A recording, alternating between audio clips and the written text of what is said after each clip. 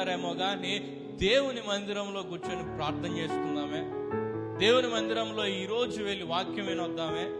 దేవుని మందిరంలో ఒక పాట పాడి దేవుని నామాన్ని స్తుతిస్తూ దేవుని పరిచర్యలో మనకు ముందుకు వెళ్దామనే ఆలోచన ఎందుకు ఉండదు?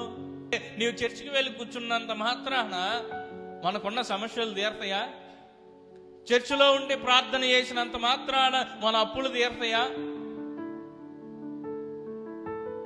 దేవుడు అంటున్నాడు, మీ భారమును నా మీద మోపండి, మీ భారమును నా మీద మోపండి. అది మీ భారముగా అనిపించదు.